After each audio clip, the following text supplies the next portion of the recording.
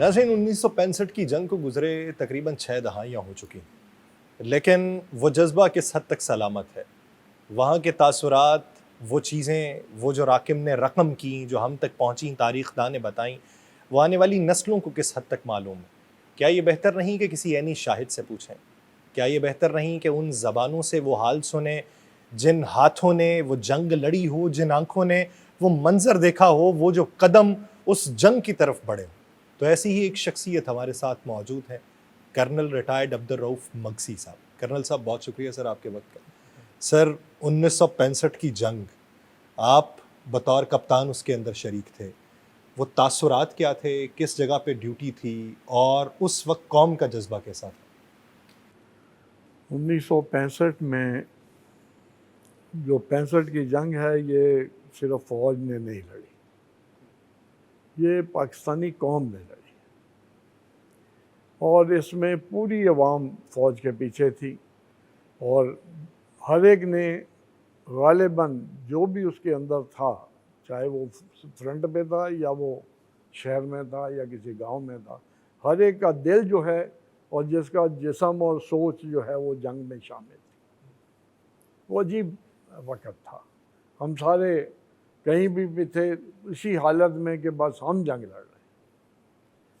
تو جب تک مجھے یاد آتا ہے کہ لوگ اس وقت بڑے جوش جذبے میں آتے تھے ہمارے پاس، جہاں پہ مورچے تھے وہاں پہ لوگ آ کے تو پوچھتے تھے، کوئی ہمیں کام بتائیں، کوئی لوگ کھانے پکا کے لے آتے تھے، لوگ ساز و سامان ٹرانزسٹر اٹھا کے لے آتے تھے خبریں سننے آپ کا۔ تو بڑا وہ عجیب سا ایک ماحول تھا ماشاءاللہ۔ تو اس وقت میں یہ عرض کروں گا کہ ہمارے یونٹ میری 18 بلوچ اس وقت یہاں پہ لاہور بارڈر پہ جو ہے یہ واگا سیکٹر میں جنگ لڑ رہی تھی۔ تو ہم نے 7-8 کی رات کو انڈیا سے بسین واپس چھین لیا۔ یہ ہمارا ایک بڑا گاؤں ہے، قصبہ ہے، بارڈر ایریا پہ۔ ہاں، یہ BRB سے 2 میل آگے ہے، یہ ہم نے واپس چھین لیا۔ اس کے بعد 8 ستمبر کی صبح کو انڈیا کے وہ ایک جنرل تھے، 15 Indian division commander general ranger Prasad, انہوں نے کہا کہ میں لاہور فتح کر کے اور جم خانے میں میں جشن مناؤں گا۔ جی، یا دوپہر کا کھانا وہاں پہ جی، میں وہاں پہ ناشتہ کروں گا، دوپہر کا کھانا کھاؤں گا۔ تو اس بندے کی جو بدقسمتی کہ وہ ہمارے آگے چڑھ گیا، تو خود تو وہ بھاگ گیا جیپ سے جمپ لگا کے، تو کہیں سروٹوں اور کماد وغیرہ میں چھپ کے نکل گیا، لیکن اس کے جیپ ہمارے ہاتھ میں آئی جس میں اس کے نقشے مکمل مارک شدہ انڈیا کا مکمل انڈین اسالٹ پلان جو ہے، حملے کا منصوبہ ہمارے ہاتھ ہے۔ اس کے علاوہ جو تھا اس میں اس کی پرسنل ڈائری اور یہ سب ساز و سامان ہمارے ہاتھ آیا۔ تو بڑا فخر کی بات تھی کہ اوپر تک GSQ تک یہ گیا، اور اس غالباً نقشوں کو دیکھ کر، انڈین اسالٹ پلان کو دیکھ کے شاید ہمارا ڈیفنس پلان جو ہے امپروو کیا گیا۔ تو وہ بڑا ایک سین تھا۔ اس کے بعد وہ آج تک وہ جیپ جو ہے ہمارے پاس کوارٹر گارڈ میں یونٹ میں ایز اے وار کویٹڈ ٹرافی کھڑی۔ لیکن وہ سر سننے میں تو ہے کہ مختلف شہروں کے اندر وہ موجود ہے۔ مختلف شہروں میں وہ ولیز جیپ کی کاپیز ہیں جن کو وہ ڈسپلے کیا گیا ہے، لیکن اوریجنل جو ہے اپنے اصلی اسٹار پلیٹ، اپنے اصلی وہ جھنڈے اور وہ سارے اس کے جو ہے وہ ہر ایک چیز کے ساتھ اوریجنل ہمارے پاس ہے۔ تو سر 1971 کی جنگ میں آپ کس جگہ پر موجود تھے؟ خوش قسمتی سے 1971 کی جنگ بھی میں اسی سائفن کی پرلی سائڈ پہ تھا۔ اچھا۔ تو سائفن سے لے کے کالا خطائی تک ہمارے پاس تھا۔ ہم نے اس علاقے میں بھی انڈیا کو اچھا خاصا سبق سکھایا۔ حالانکہ مرال تھوڑا ڈاؤن تھا 71 میں 65 کے مقابلے میں۔ کیوں 71 اور 65 میں فرق کیا تھا؟ 71 میں 65 میں یہ تھا کہ 1 to 1 فیس ٹو فیس تھے، اور ہم نے ہمارے بیگ پہ کوئی خطرہ نہیں تھا، ہمیں گھیرے میں نہیں لیا ہوا تھا انڈیا نے، ہم اس سے نمٹ سکتے تھے اور ہم نے اس کو خوب مارا۔ اس کے مقابلے میں جو 1971 کی جنگ تھی، ہمارا ایک پورا ایسٹ ونگ جو تھا، ایسٹ پاکستان، وہ ان کے کارڈن میں تھا، اور بڑی تھوڑی سی فوج تھی وہاں پہ۔ اصل لڑنے والی فوج ویسے تو قیدی تو 93,000 کے کتنے لوگ بتاتے ہیں، لیکن اصل میں جو لڑنے والی فوج تھی 20-25,000 سے زیادہ نہیں تھی. تو باقی جو تھے باقی تو وہ جو ہوتے ہیں ہمارے رضاکار تھے، کوئی پولیس تھی، کوئی رینجرز تھی، کوئی اس طرح کی ایسٹ پاکستان رائفلز تھی کوئی. اچھا، یعنی لڑنے والے فوجی 20 سے 20-25,000 تھے اچھا میکسیمم. ٹھیک.